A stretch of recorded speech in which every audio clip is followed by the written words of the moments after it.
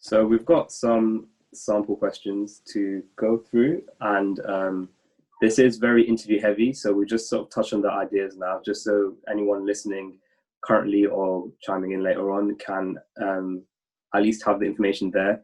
A lot of this will also help you with your personal statements, because it covers ethics, it covers certain scenarios that you may have even seen yourself during your work experience. So the reflection is very good for when you're writing up your paragraphs related to that. So I'll just read it out. So I'll read sample one out, and then yeah, go for it. Yeah. So a 25-year-old woman comes to your practice because she's very unhappy with the appearance of her teeth, as she feels they look crooked.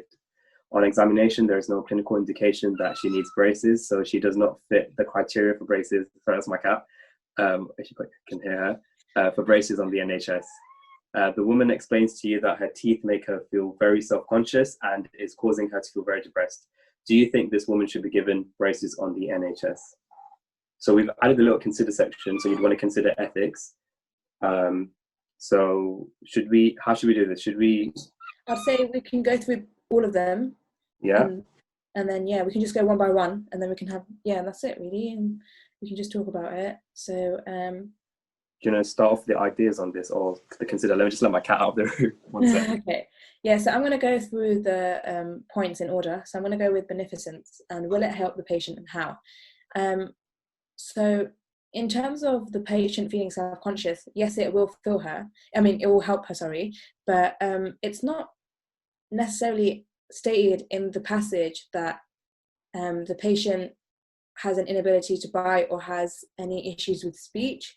And so for that reason, whenever you think about NHS versus private, you need to think about NHS being a very, very practical, like the practical side of dentistry in terms of, does this patient physically have any inability to bite? Is it impairing her speech? And if that is the case, then it would be considered on the NHS. However, based on the first point, it would help her in terms of her self-consciousness and making her feel less depressed. But in terms of practicality, there is no need in this case for the braces on the NHS based on the first bullet point. Then we have non-maleficence, and this is, could it harm the patient? And so some people might say that because she's feeling self-conscious and it's causing her to feel depressed, is her teeth and is her confidence knocked so much that it could be suicidal? That is something that we have to consider when you talk about non-maleficence, and whether it could harm the patient. And there are very, even at the start of the seminar, there are very many avenues in terms of being able to maneuver situations involving mental health. Unfortunately, in dentistry, not that I'm aware of, unless Rayhan corrects me, I don't think in this case self-consciousness would be considered as an issue in terms of it harming the patient if she didn't get braces. Autonomy. Yeah, Sorry, go on. In that case, so as a professional, this is so we started off with quite a difficult scenario, just because why not? Because you might be thrown in the deep end in your interview. But this is sort of a question where, even though you're asked a question towards the end, so it says, do you think this woman should be given braces on the NHS? You don't want to answer it straight away. And what you want to do is talk to the interviewer about your ideas. So as Joanna mentioned, talking out loud about whether self-consciousness is a factor that a dentist should consider. And to answer that from a dental perspective, as students and as dentists, it is and it isn't. So it wouldn't be if you provided alternatives. So just saying no to a patient is in a way causing harm, because you're sort of leaving your patient with no avenues to consider and no choices and no options, and that leads to autonomy, because you're not giving your patient even a chance to make a decision by giving them none. So in that sense, yes, it could harm the patient if you're not doing anything. But if you simply say no and say, look, we can't provide it under the NHS and it because of X, Y, and Z, but this is another option you can consider, or this is an avenue you can take. Even something like referring her to, or asking her to consider talking to someone about why she feels like she might be self-conscious is at least an option for her to take. So in that sense, yeah. So in an interview, you'd want to be talking in this manner. So sort of unpicking your thoughts out loud to the interviewer and having these sort of conversations to then eventually come to a decision. I would never make the decisions in my interviews. I don't know if you did the same thing, Joanna. I would never actually make the choice. I would just talk for 7 minutes about my thought process and sort of hint towards what I would pick, but not really decide. So for me, I remember trying to do that, but one of my interviewers got very frustrated with me.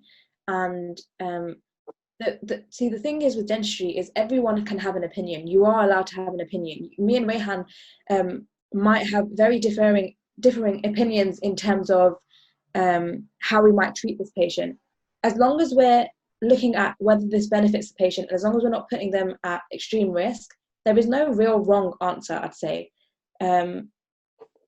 As long as you're kind of thinking out loud, and if you're so as long as you're not saying things anything illegal or anything very, very wrong in your interview, you should pretty much be okay. As long as they're kind of nodding your head or like looking interested and kind of agreeing with you, you can kind of get away with the station by just thinking out loud. So yeah, should we go on so autonomy you've covered, and yeah, then and justice will go over on the next slide. So it's got the ideas. So if you pop the next slide on, so we've written a good answer for this would identify that it's a cosmetic issue rather than a clinical issue. Yep. And that's something that a lot of students will miss. And in the sample question itself, it says that there was no clinical indication that she needed braces, and that's something you need to pick up on. So if there's no clinical indication, it means it's not required.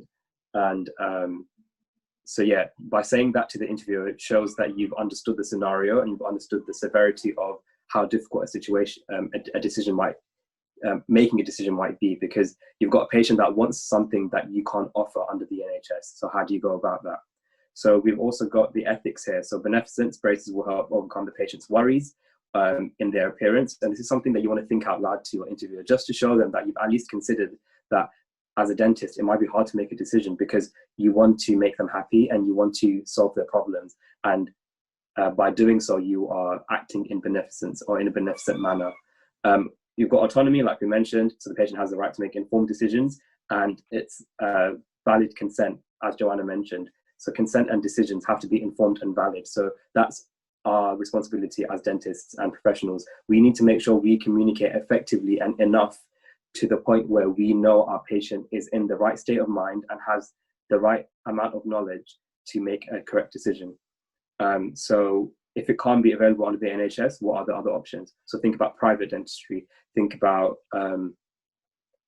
getting her or referring her to talk to someone about her, like her worries and about her appearance if there's nothing clinically wrong. And just talking out loud again to your interviewer about all these options that you could consider. And finally, justice. And this is a subtopic that a lot of students will not cover. And it's, if it doesn't meet the NHS criteria and you do give her the braces on the NHS, it undermines the NHS values and the criteria set in place. And it's almost as if like, let's say like Joanna was in, Joanna asked me for a lollipop, for example, or a sweet. And I said, I'm not allowed to share my sweets. And I gave her one. Everyone else would come to me saying, but you gave Joanna a sweet, why can't you give me a sweet as well? And it works in a similar manner with dentistry, where you can't provide one patient a treatment if it's not allowed, because it just opens the avenue of everyone else demanding the treatment, and you can't control whether or not the patient will talk to other patients in the practice or post it online. My cat's going crazy, but yeah, that's a very good point to consider, justice. Yeah. I'm just gonna pop her out.